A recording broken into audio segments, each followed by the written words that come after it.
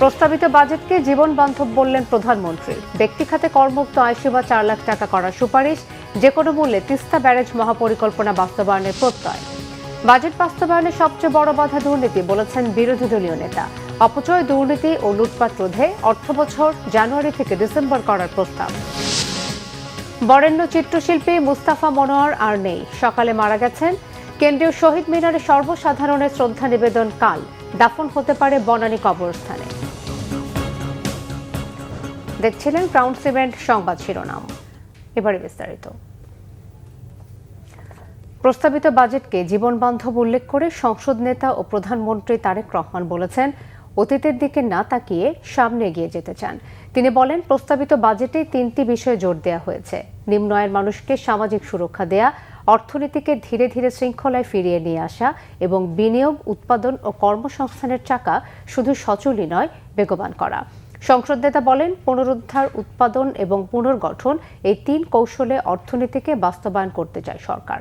Ahmed সরোয়ারের report.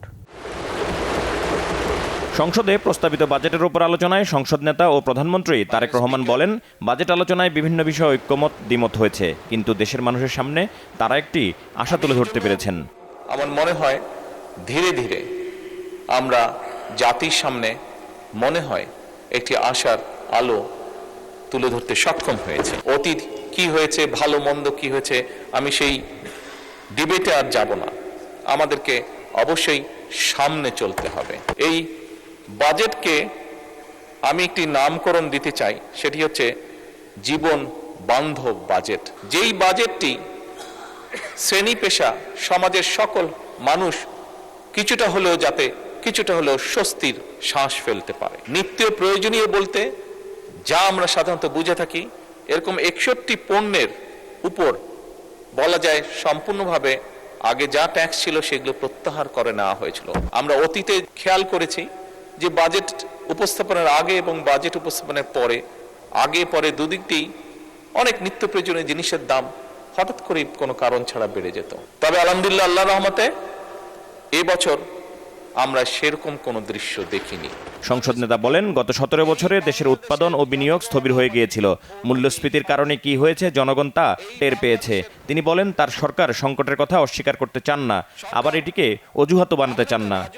বিভিন্ন অর্থনৈতিক সংকট, দুর্নীতি, পাচার সবকিছুকে সামনে রেখেই এই বাজেট আমাদেরকে প্রণয়ন করতে হয়েছে। 12 ফেব্রুয়ারি অবাধ এবং সুষ্ঠু নির্বাচনের মাধ্যমে বাংলাদেশের মানুষ আমাদেরকে দায়িত্ব অর্পণ করেছে।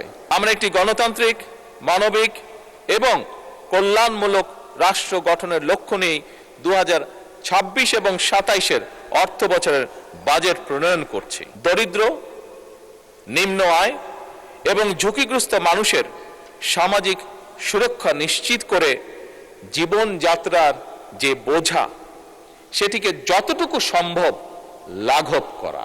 এবারকার বাজেটের অন্যতম মূল লক্ষ্য হচ্ছে অর্থনীতিতে ধীরে ধীরে শৃঙ্খলাকে ফিরিয়ে নিয়ে আসা। তৃতীয় এবং সবচেয়ে গুরুত্বপূর্ণ যে লক্ষ্য এই বাজেটে, সেটি হচ্ছে বিনিয়োগ, উৎপাদন এবং কর্মসংস্থানের যে চাকা, সেটিকে সচল এবং শুধু সচলই নয়, সেটিকে বেগবান করা। অর্থনৈতিক কৌশল 3টি ধাপে আমরা বাস্তবায়ন করতে চাই মাননীয় স্পিকার। প্রথমটি হচ্ছে পুনরুদ্ধার, উত্তরণ ও পুনর্গঠন। কৃষি নির্ভর অর্থনীতিকে চাঙ্গা রাখার বিকল্প নেই জানিয়ে প্রধানমন্ত্রী বলেন, কৃষি অর্থনীতিকে চাঙ্গা রাখতে যা করা প্রয়োজন তাই করবে সরকার। বর্তমান সরকার পদ্মা ব্যারেজ নির্মাণের উদ্যোগ গ্রহণ করেছে। এই ব্যারেজ নির্মাণের মাধ্যমে বর্ষা মৌসুমে যে অতিরিক্ত পানি আমাদের কাছে আসে, সেই পানিটিকে আমরা ধরে রাখবো, যাতে করে শুষ্ক মৌসুম এবং বছরের বাকি সময়টা আমরা কৃষক সহ সকলের কাছে পানি সরবরাহ করতে পারি। জাতীয় অগ্রাধিকার ভিত্তিতে ইনশাআল্লাহ এই সরকার যে কোনো মূল্যে তিস্তা ব্যারেজ মহাপরিকল্পনা করবে। অর্থমন্ত্রীকে বেশ কিছু কর কমানোরও অনুরোধ জানান সংসদ নেতা।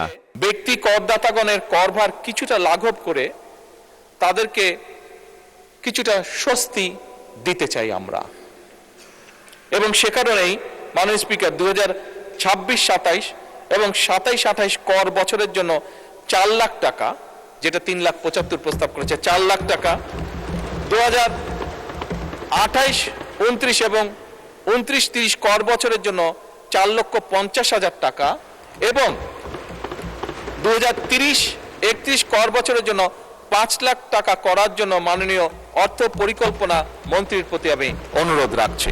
বেসরকারি বিশ্ববিদ্যালয়ের সময়ে করের হার আরো কমিয়ে 5% করার প্রস্তাব করছে। যে কোনো ব্যাংক অ্যাকাউন্ট খোলার সময় 3 দাখিলের একটি বিধান রাখা হয়েছিল। বন্টননামা দলিল রেজিস্ট্রেশন এবং সম্পত্তি মিউটেশনের ক্ষেত্রেও 3 দাখিলের বিধান করার প্রস্তাব করা হয়েছিল, যে এই বিষয়টিও যাতে প্রত্যাহার করা হয়। সরকারি দল এবং বিরোধী দল মিলেমিশে দেশকে এগিয়ে নিয়ে যাবার আহ্বান জানান সংসদ নেতা ও প্রধানমন্ত্রী তারেক রহমান। ফ্যাসিবাদের আমলে দেশ থেকে যে দেশের মানুষের লক্ষ কোটি টাকা পাচার হয়ে গিয়েছিল, সেই অর্থ এবং সম্পদ ফিরিয়ে আনার জন্য বাংলাদেশ সরকার এরই মধ্যে 13টি দেশে 23টি মিউচুয়াল লিগ্যাল অ্যাসিস্ট্যান্স রিকোয়েস্ট পাঠিয়েছে মাননীয় স্পিকার।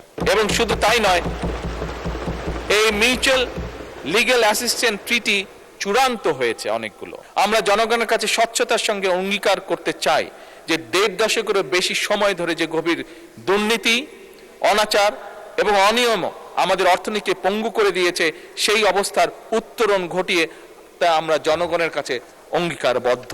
আমাদের মধ্যে মতভেদ থাকতেই পারে, কিন্তু দেশের অর্থনীতি পুনরুদ্ধার, জনগণের কষ্ট লাঘব, আর্থিক খাতে শৃঙ্খলা প্রতিষ্ঠা, আস্থা ফেরানো, কৃষক, শ্রমিক, তরুণ, নারী, প্রবাসী উদ্যোক্তাদের জন্য সৃষ্টি তৈরি এবং গণতান্ত্রিক প্রতিষ্ঠান শক্তিশালী করার প্রশ্নে আমরা সকলে ইনশাল্লাহ ঐক্যবদ্ধ থাকব। জুলাই সনদকে সামনে রেখে সংবিধান সংশোধনে সংসদের ভিতরে এবং বাইরে ঐক্যবদ্ধভাবে কাজ করার আহ্বান জানান সংসদ নেতা তারেক রহমান। আসসালামু আলাইকুম। আহমেদ সরোয়ার, বাংলা ভিশন, ঢাকা। জাতীয় সংসদের বিরোধী দলীয় নেতা ও জামাত ইসলামের আমির ডাক্তার শফিকুর রহমান বলেছেন, বাজেট বাস্তবায়নের সবচেয়ে বড় বাধা হচ্ছে দুর্নীতি।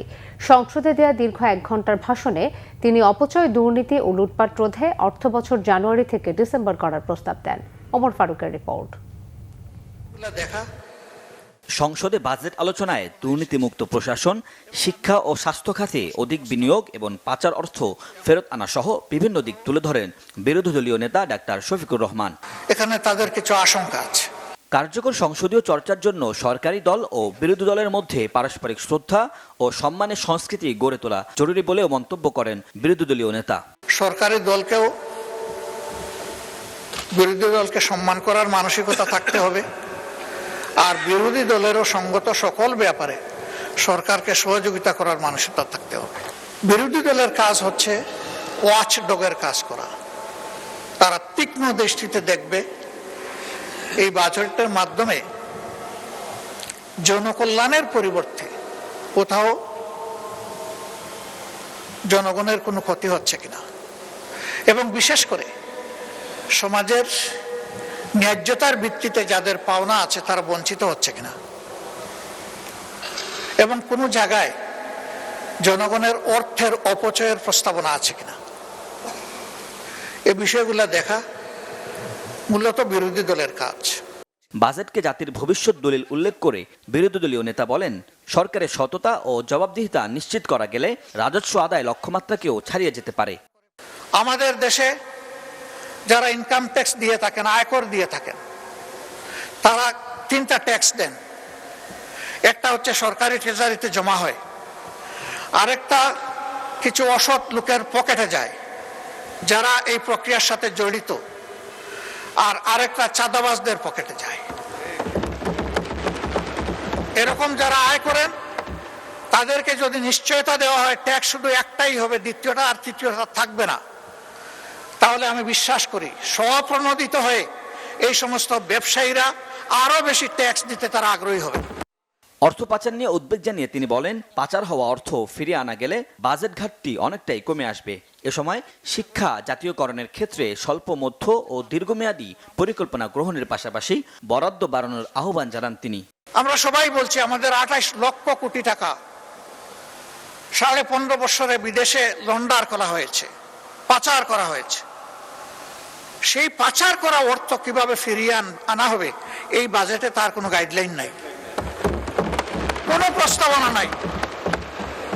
ওই পাচারকৃত অর্থের 9 ভাগের 1 ভাগ 26-27 অর্থ বছরে যদি আমরা ফিরিয়ে আনতে পারি, যদি সেই উদ্যোগ নেওয়া হয়, তাহলে আমাদের কোনো বাজেট ঘাটতি থাকবে না। বরাবরই রাজনৈতিক আনুগত্যকে প্রাধান্য দেওয়ার কারণে,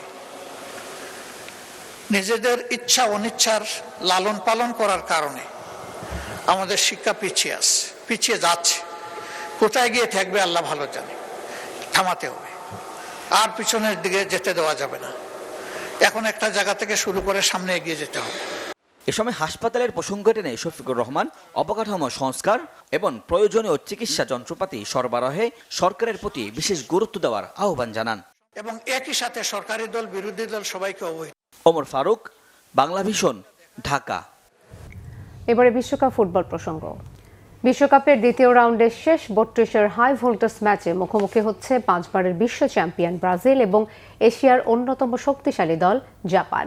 সোমবার হিউস্টনের এনার্জি স্টেডিয়ামে শেষ 16 টিকেটের লড়াইয়ে বাংলাদেশ সময় রাত 11টায় মাঠে নামবে দুই দল। তাওহিদুর রহমানের ডেস্ক রিপোর্ট। বিশ্বকাপের নকআউট পর্বে এবার মুখোমুখি ফুটবলের দুই ভিন্ন ধারার প্রতিনিধি। 5 বারের বিশ্ব চ্যাম্পিয়ন ব্রাজিলের সামনে এশিয়ার শক্তিশালী দল জাপান। গ্রুপ পর্বে শুরুটা প্রত্যাশা মতো না হলেও দ্রুত ছন্দে ফিরেছে ব্রাজিল। প্রথম ম্যাচে পিছিয়ে পড়ার পর টানা 7 গোল করে হজম করেনি একটিও। মরক্কোর সঙ্গে ড্র দিয়ে শুরু করলেও পরের ম্যাচে হাইতি ও স্কটল্যান্ডকে 3-0 ব্যবধানে হারিয়ে গ্রুপ চ্যাম্পিয়ন হয়ে নকআউটে সেলেসাওরা। এদিকে চোট কাটিয়ে দীর্ঘ 981 দিন পর জাতীয় দলে ফিরেছেন নেইমার। অন্যদিকে দুর্দান্ত ফর্মে ভিনিসিয়াস জুনিয়র। গ্রুপ পর্বে 4 গোল করে ইতিমধ্যে ব্রাজিলের অন্যতম সেরা গোলদাতাদের কাতারে নতুন কালামানি। এছাড়া 3 গোল করে দারুণ ফর্মে আছেন মাতিউস কুনিয়া। তবে জাপানকে হালকাভাবে নেওয়ার সুযোগ নেই। গ্রুপ এফ থেকে অপরাজিত থেকেই শেষ 32 নিশ্চিত করেছে এশিয়ার দলটি। গ্রুপ পর্বে নেদারল্যান্ডস ও সুইডেনের বিপক্ষে ড্র করার পাশাপাশি তিউনিসিয়াকে 4-0 গোলে উড়িয়ে নকআউট পর্বে সামুরাই ব্লুরা। দ্রুত কাউন্টার অ্যাটাক ও শৃঙ্খলাবদ্ধ রক্ষণই হবে হাজিমে মরিয়াসুর দলের প্রধান অস্ত্র। টানা 10 ম্যাচ অপরাজিত থাকা দলটি গত 6 ম্যাচে গোল হজম করেছে মাত্র 3টি, যা তাদের রক্ষণভাগের দৃঢ়তারই প্রমাণ।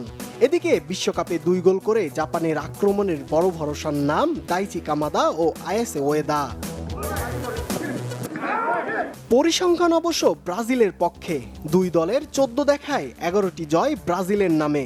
অবশ্য সবশেষ জয়টি আবার জাপানের। 2025 সালের দেখায় ব্রাজিলকে 3-2 গোলে হারিয়েছিল সামুরাই ব্লুরা।